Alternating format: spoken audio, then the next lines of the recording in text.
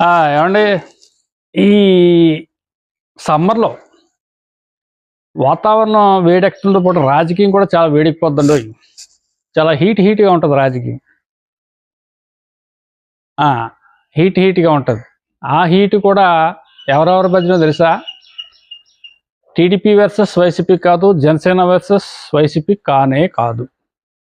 నేననుకోవటం TDP versus Janasena కిందే ఉంటది. హాట్‌గా ఉంటది. మా అనాలిసిస్ చెప్పేవాళ్ళకి, పత్రికా జర్నలిస్ట్‌లకి, ఎలక్ట్రానిక్ మీడియా వాళ్ళకి ఈ సమ్మర్‌లో చేతి నిండా పని. అది ఎలాగో చెప్పనా? అతి త్వరలోనే పవన్ కళ్యాణ్ గారు అంటే ఈ మార్చి 12, 13, 14 తేదీలో పిఠాపురంలో జనసేన ప్లీనరీ మీటింగ్ పెట్టడానికి ఆయన సిద్ధమయ్యాడు. దాని తాలూకు ఏర్పాట్లు ప్రాథమికంగా స్టార్ట్ అయ్యాయి. హైదరాబాద్లో కూడా మీటింగ్ పెట్టాడు. వర్క్షాప్ కింద పెట్టాడు. భారీగా ఒక 5 లక్షలు ప్రజానీకంతో మరి అక్కడ ప్లీనరీ పెట్టుకుందాం. జనసేన ఆశయాలు, జనసేన చేయకపోయే సేవా కార్యక్రమాలు, ముఖ్యంగా పవన్ కళ్యాణ్ ద్వారా ప్రజలు ఏం ఆశిస్తున్నారు, ప్రజలకి ఇతను ఏం చేయబోతున్నారని అనేక విషయాలు 3 రోజుల్లో మేధావులందరూ కూడా అక్కడ ప్రసంగించే అవకాశం ఉంది. ఆ 3 రోజులు కూడా పవన్ కళ్యాణ్ గారు అక్కడే ఉంటారు. వీటితో పాటు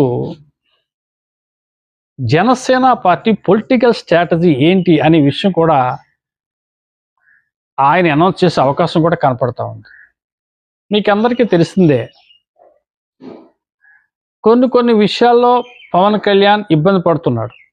టీడీపీ చేస్తున్నటువంటి వికృత చేష్టలు అవ్వచ్చు, ఏదైనా కావచ్చు. రకరకాలుగా ర్యాంకింగ్ ఇవ్వటం, లోకేష్ గారిని డిప్యూటీ సీఎం చేస్తాననేటు, అంటే ఇతను ఏదో డిప్యూటీ సీఎంగా సరిగ్గా చేయనట్టు, లోకేష్ వచ్చి ఓడబొట్టి చేస్తున్నట్టు, ఇతనికి ఏదో డిప్యూటీ సీఎం ఇస్తే ఇతను ఏదో 10వ ర్యాంకులో ఉన్నట్టు, వాళ్ళేమో 4, 5, 6 ర్యాంకులు వాళ్ళు వెళ్ళిపోతున్నట్టు, ఇలాగా రకరకాలుగా ఇతన్ని రాజకీయంగా అణగదొక్కేటి కోసం ఏదేదో స్ట్రాటజీ చేస్తున్నారు. పాపం ఎన్ని చేసినా పవన్ పట్టించుకోవట్లేదు. తన పని తాను చల్లగా, చక్కగా, నీట్గా చేసుకుని వెళ్తున్నాడు. కానీ పవన్ అంటే అభిమానించి వాడు ఉన్నారు చూశారు, వాళ్ళకి రుచించట్లేదు. మండి పడిపోతున్నారు వాళ్ళు. ఏంటి మనం చేసిన తప్పు? ఇప్పుడు డిప్యూటీ సీఎం అతనికి ఇచ్చేయటమా?